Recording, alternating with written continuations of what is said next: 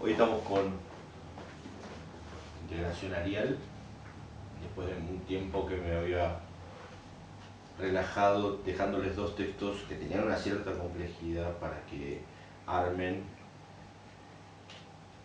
dos propuestas distintas para qué son y para qué sirven las ciencias sociales. Me parece que está bueno que vamos a hablar un poco de cuál es el horizonte también de esta propuesta bibliográfica y por otro lado lo que estoy proponiendo a partir de estos textos y por otro lado qué es lo que propone esta cátedra. Esta cátedra soy yo, mucho gusto. La idea es esta: el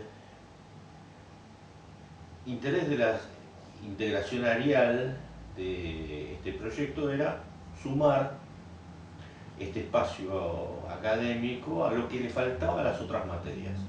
Entonces, si no había habido tiempo, por ejemplo, en alguna historiografía para trabajar, por ejemplo, modelos bibliográficos o fichaje o cosas así, la imagen de la integración arial era que iba a suplir, iba a cumplir con ese espacio.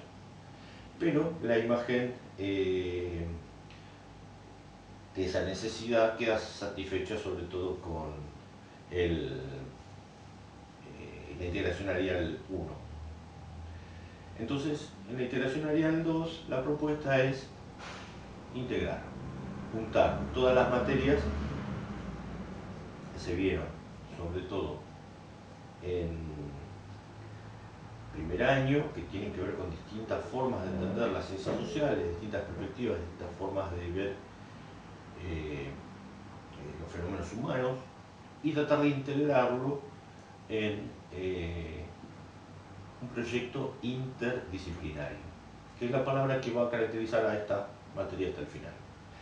La idea es esta: queremos ver cómo funcionan las ciencias sociales, las queremos ver en funcionamiento, en relación entre ellas, y queremos que esa relación entre ellas termine siendo eficiente en el momento, por ejemplo, de enseñar.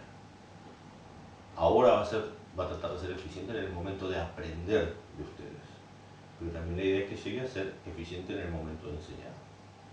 ¿Sí? Por eso vamos a ver distintas formas de entender las ciencias sociales, que son lo que yo voy a llamar proyectos. El primer texto que vamos a leer, de los dos que les mandé, es el de Roger Smith. La escuela anglosajona de las ciencias sociales suele ir acompañada por esta palabra: ciencias humanas. El proyecto de las ciencias sociales es visto como más parecido al proyecto francés, lo que llaman realmente la tradición anglosajona, la tradición continental del continente europeo.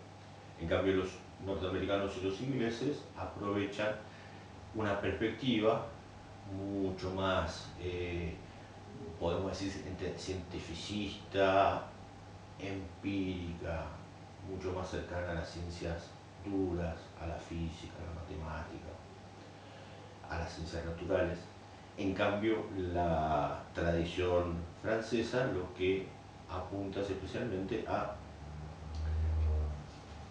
lo que podemos llamar la humanística, ¿sí? La historia que tiene más que ver con lo cultural. El proyecto anglosajón, que nosotros es el que tenemos con Roger Smith, tiene distintas bases, se puede ir basando en distintas cosas, en las ciencias naturales o en las ciencias, podemos decir, antropológicas.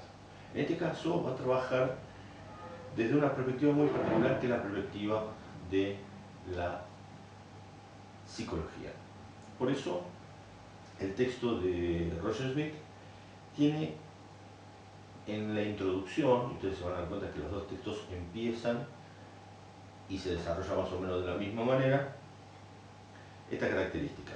Hay una introducción donde proponen su mirada de cómo tendrían que ser las ciencias sociales y el lugar de la historia que tiene que ir con ellas, un desarrollo histórico y una forma, podemos decir, de conclusión. En este caso, acá tenemos en el texto de Roger Smith que yo le subí, una especie de resumen de una enciclopedia de las ciencias humanas, donde tenemos la introducción y algunos capítulos, algunas partes de los capítulos esenciales de la enciclopedia. Nosotros nos vamos a quedar ahora especialmente con la introducción, que son las primeras 2 páginas en el texto. Está al principio en el capítulo 1, ¿no? Donde empieza el capítulo 1, que es una especie de continuación de la introducción, introduciendo el capítulo 1. Dice Roger Smith, bueno, ya les conté que es de la tradición anglosajona y viene de la neuropsiquiatría, ¿sí? Y tiene una especialidad en neurología. Entonces, viene de un lugar extraño para alguien que va a hablar de ciencias sociales. Nos dice acá: las ciencias humanas hablan sobre nuestros intereses, nuestra comunidad sobre el sentido y los fines de la propia identidad. Buscan decirnos quiénes somos y qué somos. Brindan conocimiento sobre cómo vivir mejor y a veces incluso nos dicen directamente cómo deberíamos vivir mejor. Esta cita es del primer párrafo, ¿sí? Después puntualiza algunos puntos, pero me quiero quedar un poquito en estas 2 primeras definiciones, ¿sí? Las ciencias humanas. La palabra humana en este sentido aparece como reemplazando a social, entonces da una visión que parecería ser más antropológica. Sin embargo, dice al principio, hablan sobre nuestros intereses, lo humano, ¿no? Nuestra comunidad. Es decir, los intereses, podemos decir que es un motivo de la psicología, podemos decir de la antropología cultural, de las formas de convivencia y de construcción del ser humano. Podemos decir que al hablar de la comunidad ya se está metiendo adentro del problema de las ciencias sociales, porque está hablando de las comunidades, de las sociedades, ¿no? Y termina diciendo, en esta primera oración, las ciencias humanas hablan sobre el sentido y los fines de la propia identidad. Fíjense que sentido y fines son temas de la filosofía y que de alguna manera pretende que en esta mirada se recorra todo lo humano desde el sentido de la vida, el problema existencial, y los fines, ¿no? O sea, los objetivos, pero también lo que estudia la deontología, los deberes, el porqué de hacer las cosas, ¿sí? Y la idea en general es que estas ciencias humanas abarcarían todo esto, los intereses particulares, los de la especie, podemos decir, y los de las sociedades. Ven que es un proyecto ambicioso. Dicen en la segunda oración, busca decirnos quiénes somos y qué somos. Esa definición también se da cuenta que es de una antropología filosófica, ¿no? Una explicación, una ontología, o sea, quiénes son, qué es lo que existe, ¿no? Es un proyecto que acá quiere abarcar algo más. Pero yo me quiero detener en esta tercera oración, que es posiblemente la que a mí me da la pista de cuál es el objetivo de las ciencias humanas. Brindan conocimientos sobre cómo vivir mejor. Y a veces incluso nos dicen directamente cómo deberíamos vivir mejor. En este sentido, podemos decir que es una ética también, cómo vivir mejor, cómo deberíamos vivir mejor. Entonces uno piensa, ¿desde qué lugar el cientista, el tipo que hace la ciencia, el científico, puede hablar y explicar cómo deberíamos vivir? En este sentido, es un proyecto muy ambicioso. Por eso, nos quedamos con estas 3 primeras oraciones y seguimos ahora. Dice acá, en el segundo párrafo, pasamos al tercero. Dice, el campo de las ciencias humanas es inmenso. ¿Qué es lo que acabamos de decir sobre el primer párrafo? Realmente quiere abarcar motivos de lo que nosotros llamaríamos las disciplinas fundamentales, como la filosofía, ¿sí? La antropología. Dice acá, yo me centro en lo que llamamos conocimiento psicológico. ¿Sí? El centro de su análisis es lo que Occidente ha llamado psicología. Cuando explica esta palabra, lo une a estas tres dimensiones: estudios sobre el cuerpo, el mundo social, la filosofía, el lenguaje, acá viene el pensamiento político, la economía, el espíritu humano. Se dan cuenta que en el proyecto de Smith la idea es de abarcar dimensiones muy distintas entre sí, que tendrían que tener, digamos, cada una con su especialidad. Y lo que tienen es una especie como de visión común desde lo que Smith llama la psicología. ¿Sí? Entonces,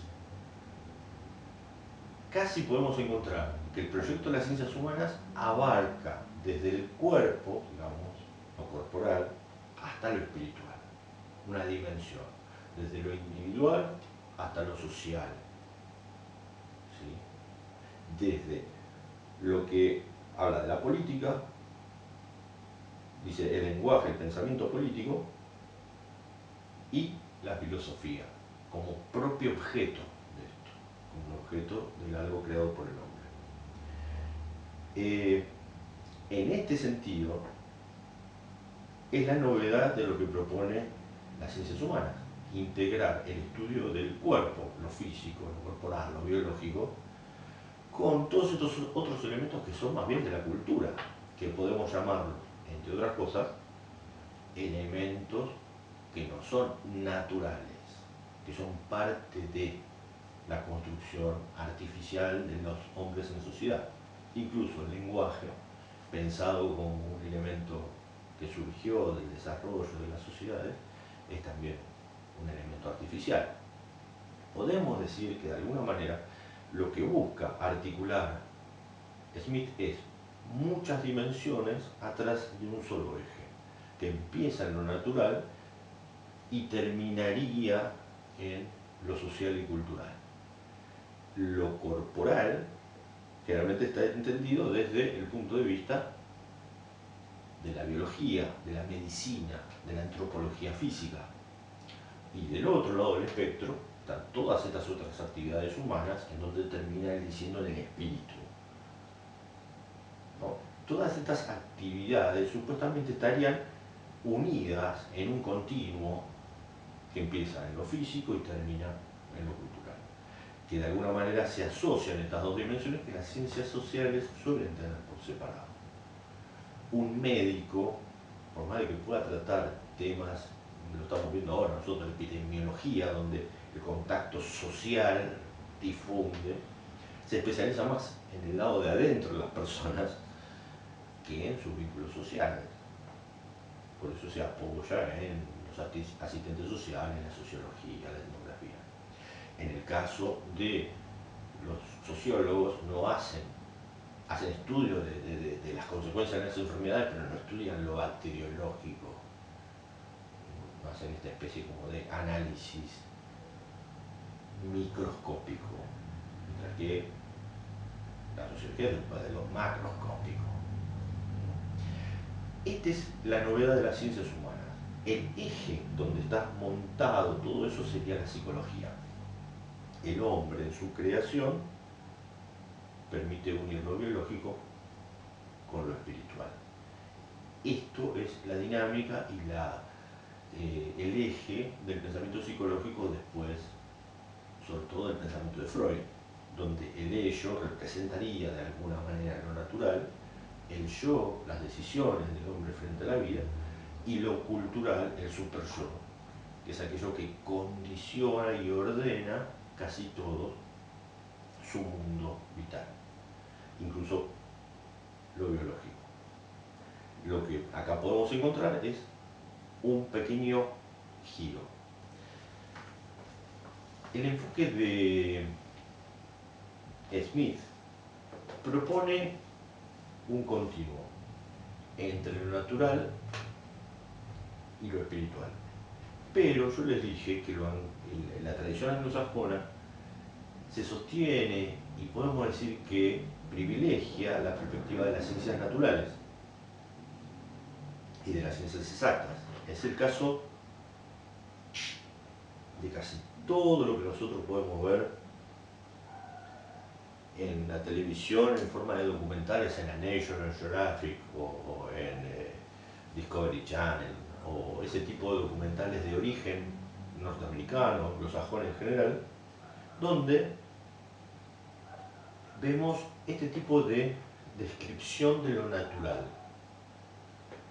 Ven en lo natural, por un lado, sus prácticas, sus conocimientos, sus actividades dentro del mundo de lo natural, y muchas veces usan adjetivos del mundo de lo humano. Transforman a la lectura del ambiente de lo natural y lo decodifican en lenguaje humano. Entonces muestran a la madre de los leones, cachorros, teniendo actitudes maternales porque los cuidan.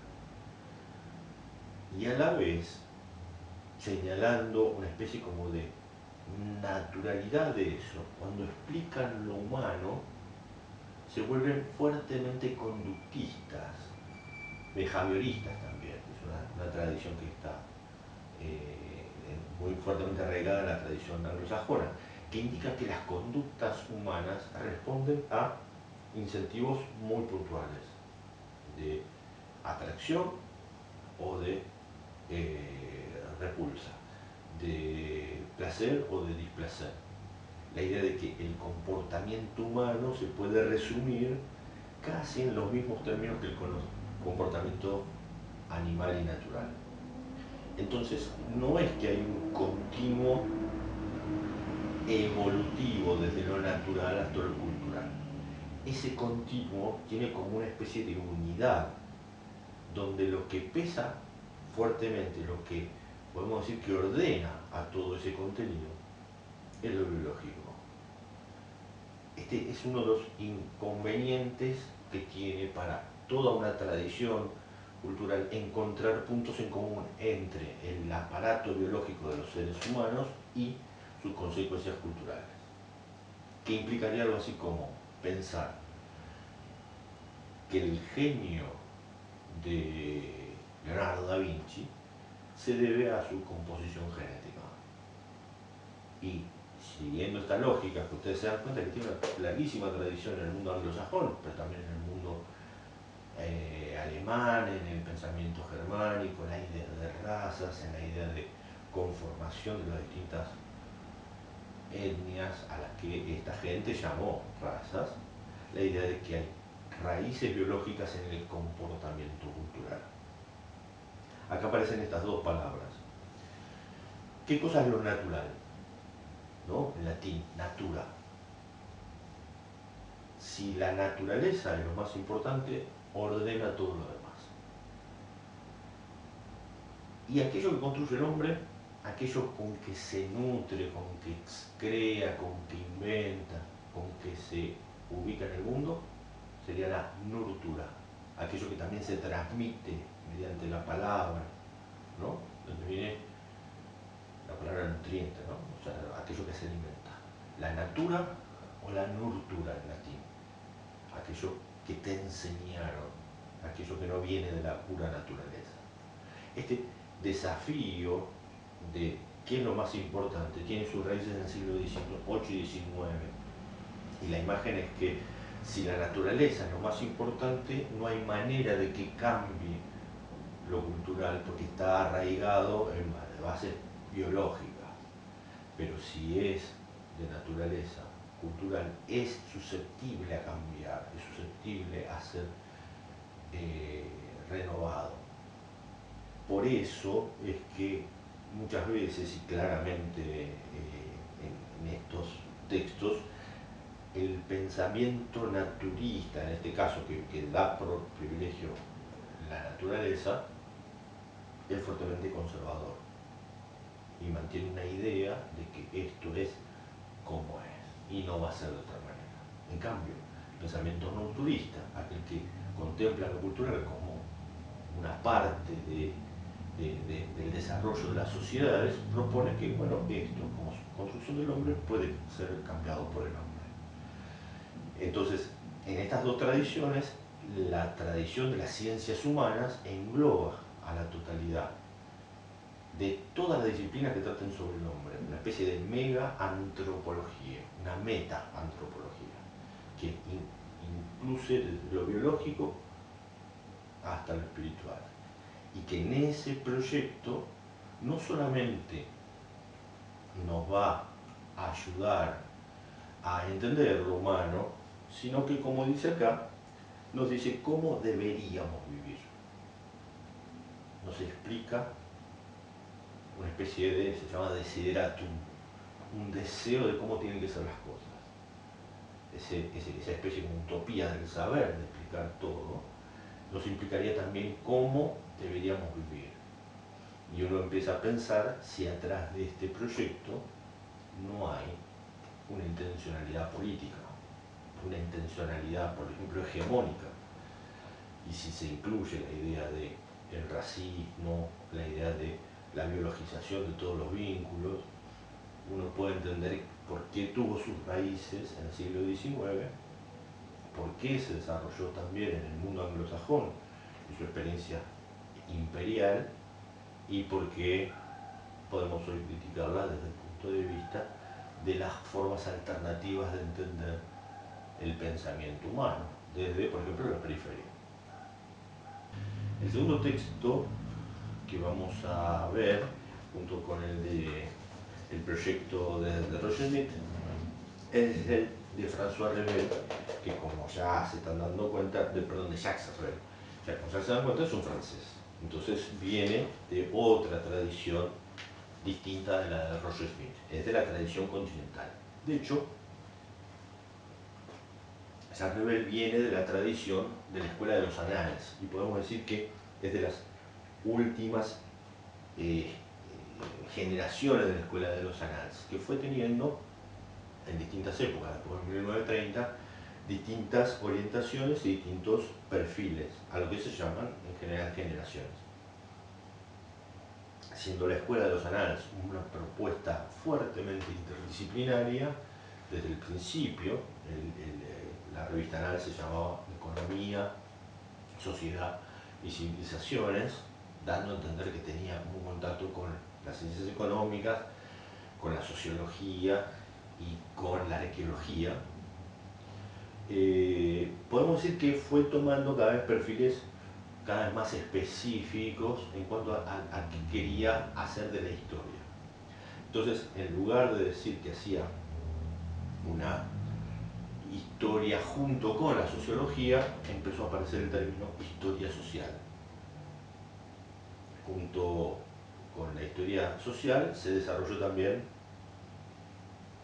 la historia demográfica, ¿sí? En otros lugares también se lo llamó demografía histórica, como diciendo, bueno, lo que privilegia acá es el método de la demografía. Y en otros lugares directamente se transformó en historias de la cultura, historias de las mentalidades, historias de la economía, historias de las ideas, ¿no? Poniendo el lugar privilegiado de las prácticas de la historia sobre las otras ciencias de las que se nutría, digamos, metodológicamente. En el caso de Jacques Revel, es un historiador de la cultura, podemos decir. Entonces fue a brevar a la literatura, al análisis artístico, a la crítica de arte, pero eso tiene la primacía de la historia, como ustedes vieron en la introducción. Nos vamos a quedar también en la introducción de este texto, ¿sí? En el caso de Revel, vamos a ir al primer párrafo, donde cuenta un poco el dilema que se da entre la historia y el resto de las ciencias sociales, que es un tema tradicional en la problemática de la escuela francesa de las ciencias sociales. Dice, por eso podría ser objeto de un concurso académico, y viene de larga data, ¿no? De 1894. Y dice en un momento, dice nuevo, pero de hecho muy vieja, hablando de este debate, ¿no? Entre estos dos extremos de un centenario se podría sin mucho esfuerzo redactar una primera lista de proposiciones y de debates que han nutrido el tema. Sin ninguna pretensión de exhaustividad, ella contará muchas decenas, probablemente centenas, de intervenciones importantes y de formas diversas. El autor nos dice que este debate, en el que nosotros vamos a meter, en realidad fue extendido a lo largo del tiempo, con muchas opiniones y muchas intervenciones de distintos autores, y lo que vamos a ver más adelante es de distinto calibre y con distinta suerte, ¿no? Dice, digamos, se está planteando que es un debate que todavía no tiene solución y que él pretende. ¿Cuál es ese debate? El debate es la relación entre la historia y las ciencias sociales, que es lo que aparece en el título, Historia y Ciencias Sociales, una confrontación.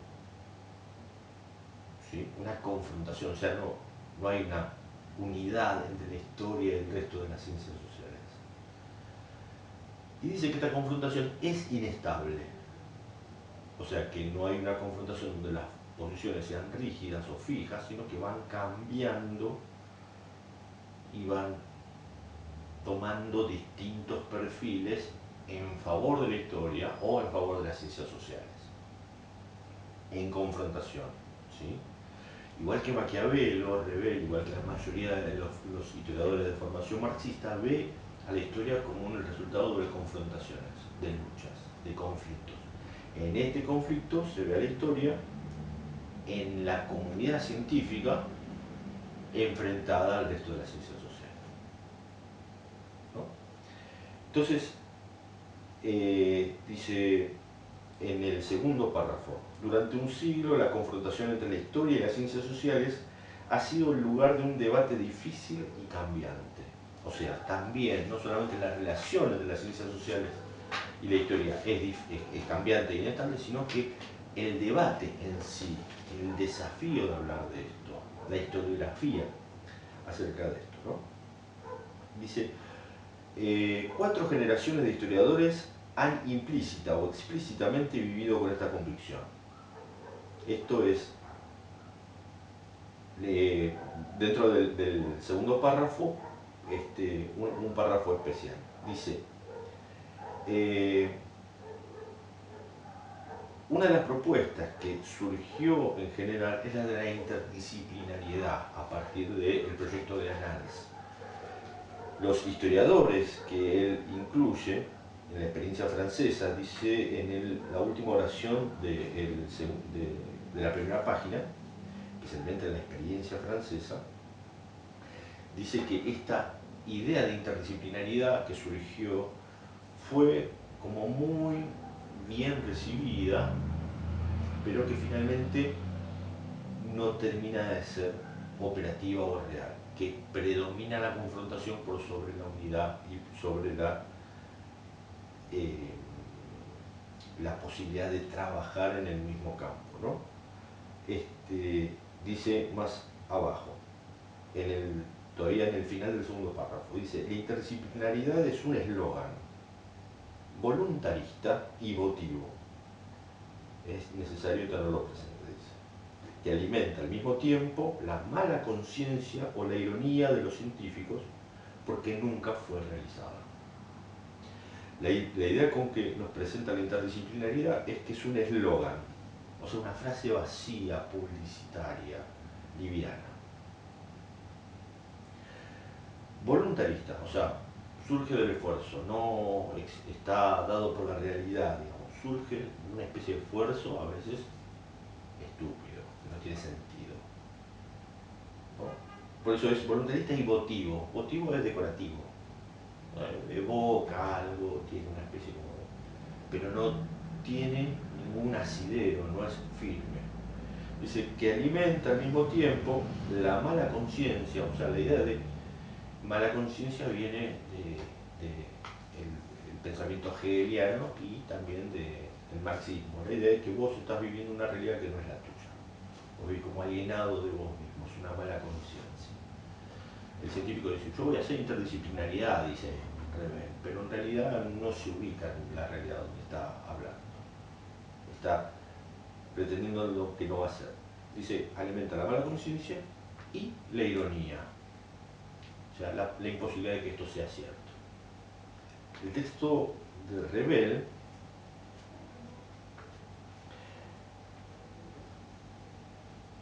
ataca la idea de que la interdisciplinaridad sea un proyecto potable. Y él va a demostrar a lo largo del proceso histórico que señala, igual que el texto de Roger Smith, se soporta en un análisis histórico, que la interdisciplinaridad, dice esto en el tercer párrafo, es en efecto inseparable de un proyecto intelectual continuamente reivindicado en la larga duración, pero discontinuo en su aplicación, como en su concepción. Este proyecto, sigue diciendo en el tercer párrafo, y el debate que él ha nutrido no es específicamente francés, ¿sí? Encontrándose, por ejemplo, paralelos en Alemania, en Italia y en el mundo anglosajón. Dice, es sorprendente de constatar, sin embargo, que estas diversas experiencias se parecen poco y que ellas no tienen o tienen poca comunicación entre ellas. Él señala que el problema de la interdisciplinaridad se fue resolviendo de distintas maneras en el mundo, como vimos en el caso de Roger Smith.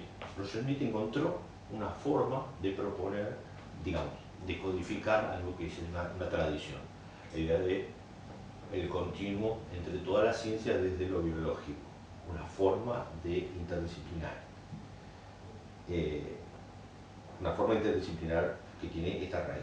En Italia, por ejemplo, las ideas de Giambattista Vico sirvieron como base para pensar una forma de las ciencias sociales, ¿no? Más parecida, como decía, a las historias culturales, a las historias que tienen que ver con el desarrollo del arte o la filosofía.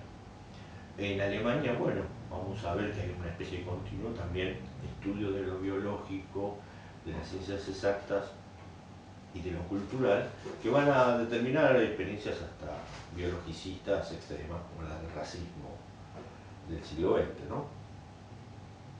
Dice, en la versión francesa hay una originalidad que nos ocuparemos de caracterizar aquí, ¿sí? Dice, que puede sin duda ser identificada por tres características, ¿sí? Que fue voluntarista, que empresa tentativas reiteradas de construcción de un espacio y que ese espacio va a ser epistemológico o institucional.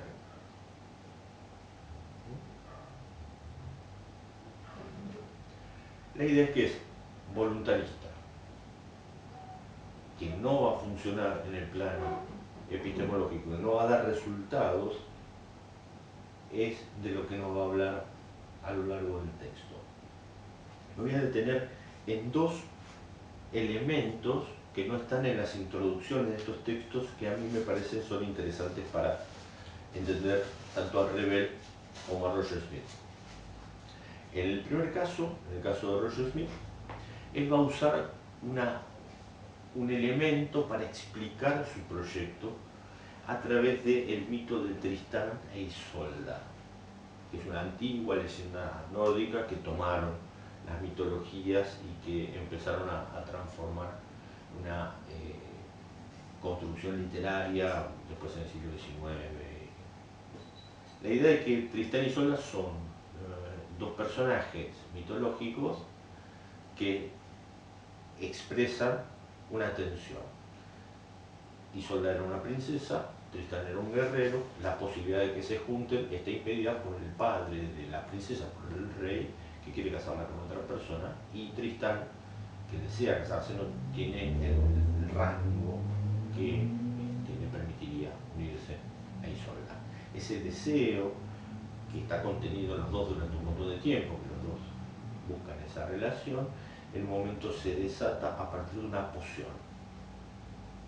La falta de coraje para Tristán para enfrentar a las normas y la falta de coraje de Isolda para enfrentar a su propio padre se transforma en un momento en un obstáculo, hasta que una sirvienta les da una pócima que le dice: con esto vas a lograr que te ame, vas a lograr que ese amor sea perfecto. La pócima era de mentira, era un elixir de amor que en realidad era un canalizador de ese vínculo que estaba expresando, que no se estaba expresando, sino que estaba siendo contenido por los inconvenientes, ¿no? Para Roger Smith, esa pócima es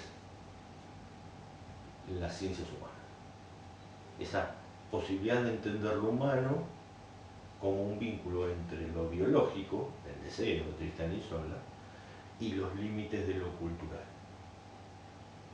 Esas dos dimensiones se pueden unir en esta especie de pócima, algo que está en el medio entre estas dos dimensiones. Esta pócima actúa como lo que reúne lo humano, biológico, y lo humano, cultural. Entonces articulan estas dos dimensiones a través de una especie de artefacto, algo que está por afuera de lo biológico y que tiene algún elemento de lo cultural. Esta especie de metáfora es muy común para explicar, bueno, qué sería la cultura. La cultura es ese artefacto que sirve para permitirnos vivir con lo biológico en un mundo atravesado por costumbres, culturas, leyes, ¿no? Fíjense que es otra vez la imagen freudiana. El yo, que es el que tiene que dialogar con el mundo, que tiene que estar en contacto con todo y asumir la propia biología. Y a la vez el mundo, que tiene sus exigencias, sus demandas, sus reglas, sus leyes, con la que el yo tiene que articular, ¿no? Ese artefacto, esa poción que une el deseo con la posibilidad y la sociedad que lo limita, ese elemento, el yo de la psiquiatría, de la psicología, sería las ciencias humanas. Esa definición.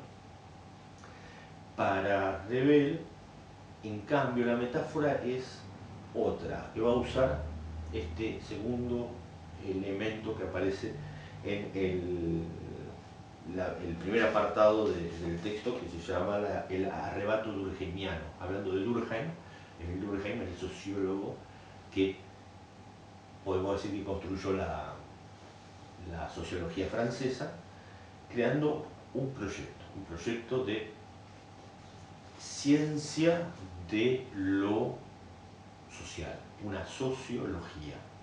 La sociología, que fue un proyecto que había aparecido con el positivismo en mediados del siglo XIX, con Durkheim, un discípulo del creador del positivismo, se transforma en una corriente de pensamiento que tiene un montón de éxitos y un montón de repercusiones. Desde ese lugar, Durkheim propone unir a todas las ciencias o todas las disciplinas en ese momento que estaban tratando del humano adentro de un solo proyecto, que vamos a llamar el proyecto de las ciencias sociales. Ese proyecto de las ciencias sociales, Revel lo ubica, digamos, como un triunfo del proyecto sociológico, que en esa confrontación está confrontando con la historia por quién va a ser el constructor de un discurso único sobre la sociedad, un discurso hegemónico sobre la sociedad. En ese momento, estamos hablando, nos ubica temporalmente entre 1870 y principios de siglo. Esto va a ser más o menos la cronología de este primer apartado, ¿no? Donde dice que la historia, en ese momento, tenía una preeminencia ideológica. O sea, la historia era quien explicaba, hegemónicamente podemos decir, la vida social, ¿no? Dice, fue investida con la tarea esencial de denunciar la identidad y las esperanzas de una nación asesinada por la derrota frente a Alemania, por la guerra franco-prusiana. Podemos decir que a la historia le encomendaron reconstruir la identidad francesa después del fracaso y también de crear nuevas esperanzas. Finalmente, el proyecto de la historia en el siglo XIX, que vemos en el caso de Francia, construyendo identidad y tratando de dar esperanzas, luego también en la Argentina, más o menos en esa misma época, primero con la historiografía de Mitre, que trata de construir una nacionalidad y también de generar un proyecto de país, y también en lo que nosotros solemos llamar la generación del 80. Todos los intelectuales que trataron de crear al modelo de Europa, sobre todo al modelo francés en este caso, al modelo inglés también en algunos sectores, una idea de continuidad. Por eso la historia para ellos también tiene una preeminencia científica. Encarna por excelencia el método positivista, de sobre todo la exigencia erudita. Y más allá de eso, el sabio ideal debe construir al rearme intelectual y moral de un país que se prepara para la revancha. O sea, después de la caída frente a Alemania, Francia se prepara para la revancha gracias a esta historia que les permite juntar sus proyectos y juntar esperanzas, ¿sí? En el caso de nuestras sociedades, las sociedades latinoamericanas en general, casi todo esto también tenía que ver con guerras como la de la Triple Alianza o la Guerra del Pacífico, también la construcción de nacionalidades. Se le pide a la historia que ayude a unir a las naciones, ¿no? A unir en forma de nación a la diversidad que había en ese momento, ¿no? Dice, la historia también tenía preeminencia institucional, tenía garantía de antigua legitimidad, una disciplina que estaba en la vía rápida de profesionalización. Y también dice un método, el método que deviene una referencia obligada y que se identifica esencialmente por la crítica erudita de los textos. Esta historia que parecía que tenía el aval del Estado para reconstruir y para controlar, digamos, el proceso de salir de la crisis, también tenía una especie de proyecto metodológico que todos los demás tenían que usar, incluso los sociólogos. Estaban más cerca de las ciencias naturales en cuanto a la cuantificación, al análisis y a la estadística que al proyecto culturalista de la historia, donde la lectura erudita, o sea, leer y comparar libros y autores y citar, no cabía tanto. Por eso, la propuesta que les voy a hacer para leer este texto es que ordenen cronológicamente los proyectos, tanto en Roger Smith como en Revel, en dos líneas de tiempo. La línea de tiempo del texto de Roger Smith y la línea de tiempo del texto de Revel, señalando cuáles son las etapas y los autores. Si no encuentran el nombre de esa etapa, les pido que inventen una etapa. Van a ver que en el texto de Roger Smith las fechas van cambiando, no está tan linealmente armado. Pero en el texto de Revel, el proceso es cronológico, ¿sí? Bueno, muchísimas gracias, nos vemos en el próximo Meet que vamos a hacer o en el Instagram. Así que vamos a ver si hacemos este doble contacto.